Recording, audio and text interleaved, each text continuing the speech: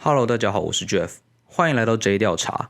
一名矽谷软体工程师趁着农历新年请了假，从美国回台湾探亲，结果遭到了公司裁员，还差一点回不了美国，差点结束了自己的旅美生涯。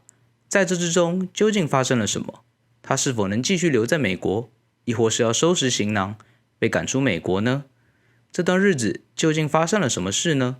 接下来就为您讲述这个故事。哇，距离上次更新这个频道应该是2个月前了吧？相信大家看到标题应该就知道，今天这里就是来讲关于我的故事。那最近美国呢，甚至全球的科技业因为通货膨胀、股市表现不好等等因素，开始了大裁员。Google、Meta、Amazon 这些指标性的大企业呢，都纷纷裁员。那一次就是裁数千到1万人，搞得在科技业的工程师们大家都人心惶惶，担心下一个就是自己。而我呢，没错，这波也中奖了。被公司裁员，裁得突如其来，裁得猝不及防，所以接下来就来讲讲我的被裁员经历。我在今年1月中的时候跟公司请假回台湾过农历新年，原本预计过完年后就回美国继续工作嘛，结果在2月1号公司宣布了大裁员的消息，主要是湾区的软体工程师被裁。一般公司发布消息都是美国时间的早上嘛，那时候台湾时间已经是半夜了，所以我正在睡觉。等到我睡醒的时候呢，距离裁员已经过了好几个小时了。我看了新闻后才发现自己已经登不进去公司的所有系统了，甚至都来不及跟同事道别。这时候我的手机收到一则 WeChat 的讯息，是我的中国人小主管传来的。总而言之就是跟我说 Jeff 你被裁了。那我当时就是整个傻眼，毕竟我在请假回台湾前有跟大小主管都聊过，大主管信誓旦旦跟大家说，新的一年没有新的 headcount， 但是我们组也不会裁员。而小主管也跟我说，你就好好回家过年，多陪陪爸妈和家人。所以我就放心的请假回家了。结果一个反手我就被裁员了。果然美国科技的裁员就是心狠手辣，完全不给你一点反应时间。那我当时的想法就是，那既然被裁了，那也没办法嘛。第一件事情就是确认我现在的工作签证是在什么状态。所以接下来就来说明一下当时的情况。一般来说呢，H1B 签证持有者在离开公司后会进入一个叫做 Grace Period 的失业期，有60天。在这60天内必须找到新的雇主，或是离开美国境内。而一般美国公司在裁员后通常会继续付员工的薪水，直到2个月后。而失业期呢，以我为例子，我在2月被裁员，公司付我薪水到4月，所以我的失业期理论上是可以到6月的。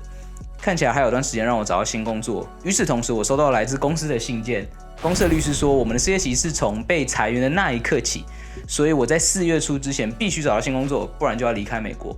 而重点是我那时候根本还在美国境外啊，我当时甚至不知道我还能不能入境美国。后来公司的律师开了一个 seminar 跟大家解释为什么失业期不是从4月开始，而我还是不知道自己能不能入境美国。公司方面的意思就是说他们不保证任何事情，有问题的话可以自己去找律师咨询。好，这状况真的蛮不妙的，对吧？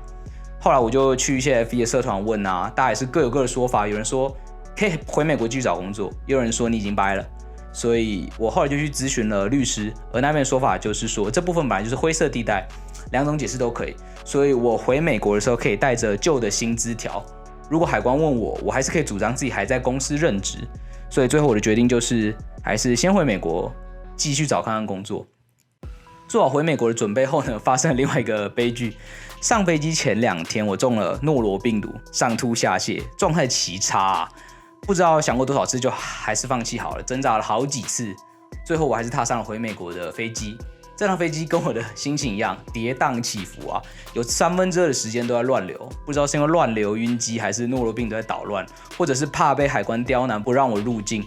我紧张到一整趟都超想吐，随时都是处在要吐出来的状态。痛苦了大概10小时后，终于到了进入美国的最后一关——美国海关。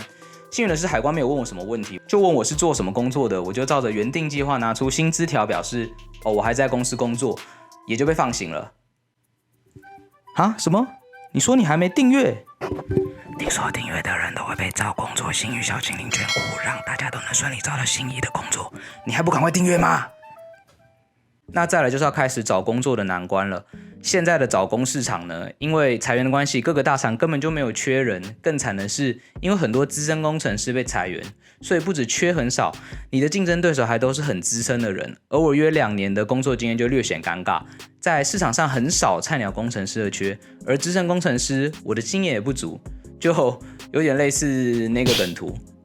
总之，在时限内找到新工作，大概就是所谓的 S 级任务吧。所以我的策略就是多投正在发展中的中小公司，以及跟我的工作经验和工作内容极度相似，或者是 match 的程度超过 70% 的工作，但还是很有可能高几率被拒绝。因为现在对于公司来说，就是能用比较低的薪水请到资深人才的机会嘛。像我这种资历很浅的工程师就十分不利。至于我是怎么准备面试的，之后预计会再有一支影片来说明这个部分，就请大家再多多支持。